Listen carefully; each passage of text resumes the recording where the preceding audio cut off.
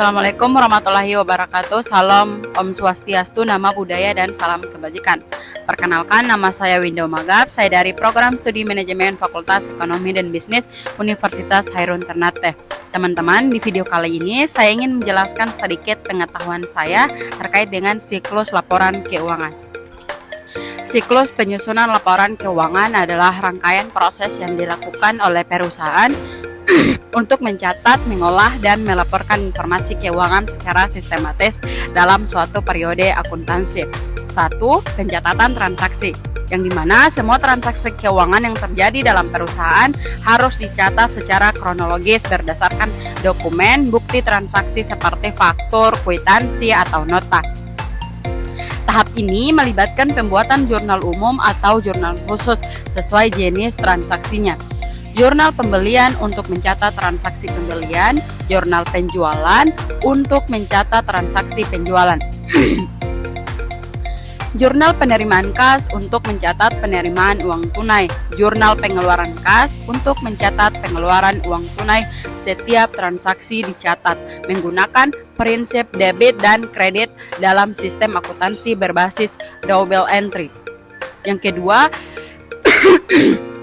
Yang kedua, pemindahan ke buku besar atau posting. Transaksi yang sudah dicatat di jurnal dipindahkan ke posting dalam buku besar. Buku besar berisi rincian akun-akun perusahaan seperti kas, piutang, utang usaha, pendapatan, beban operasional, atau setiap akun akan memiliki saldo yang diperbarui berdasarkan transaksi yang telah terjadi. Yang ketiga, penyusunan neraca. Saldo atau trial balance. Setelah semua transaksi diposting ke buku besar, saldo dari masing-masing akun diringkas dalam bentuk neraca saldo. Neraca saldo memuat daftar akun beserta saldo debit dan kreditnya.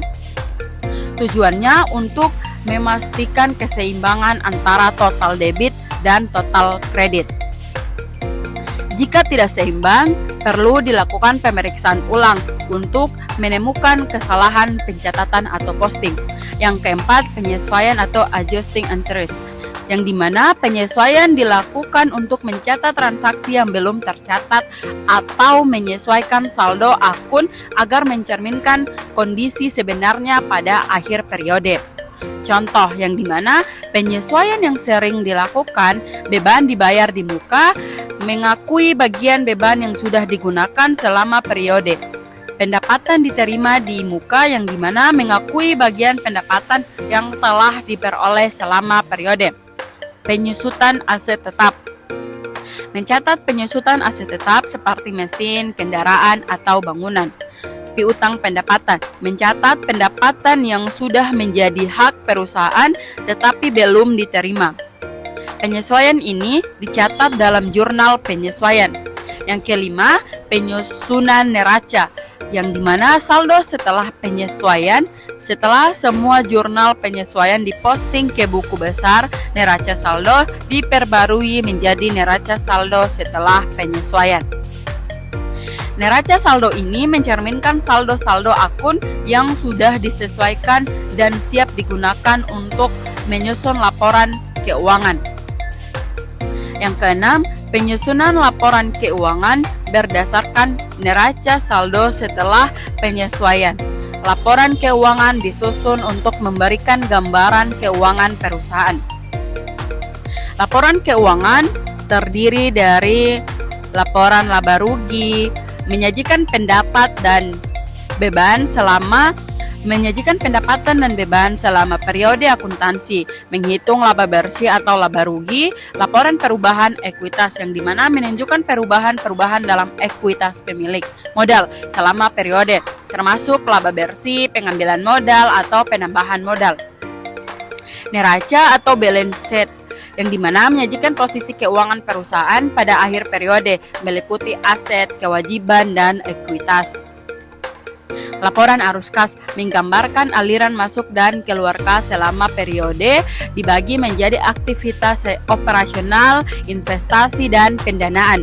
Catatan atas laporan keuangan menyediakan informasi tambahan untuk menjelaskan detail tertentu dari laporan keuangan. Yang ketujuh, jurnal penutup atau closing interest.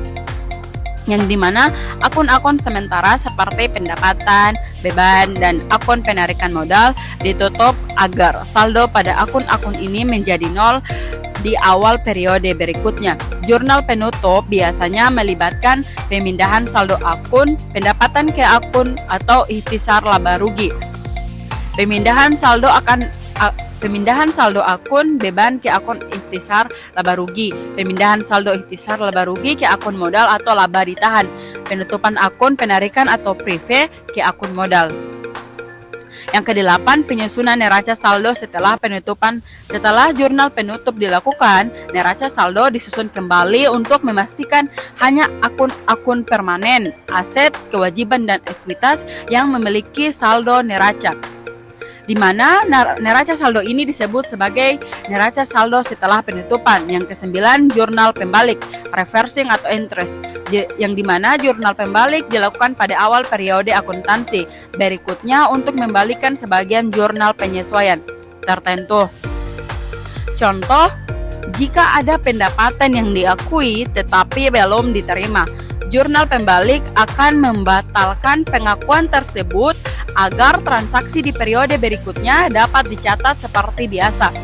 Yang tujuannya yaitu mempermudah pencatatan transaksi rutin di periode berikutnya.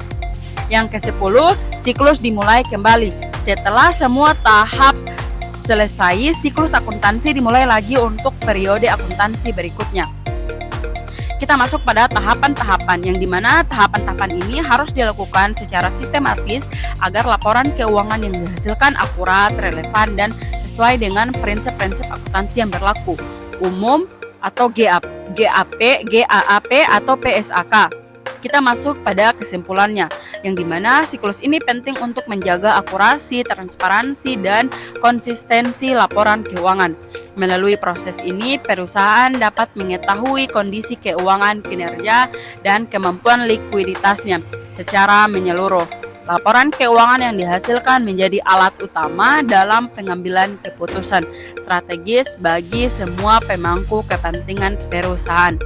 Dengan melaksanakan siklus ini secara lengkap dan benar, perusahaan dapat memenuhi prinsip akuntansi yang berlaku umum, GAAP atau PSAK, serta memastikan kepatuhan terhadap regulasi. Nah guys, jadi itu sedikit pemaparan saya terkait dengan siklus laporan keuangan. Jadi dari saya, jangan lupa like, komen, dan subscribe. See you guys. Sekian. Wassalamualaikum warahmatullahi wabarakatuh.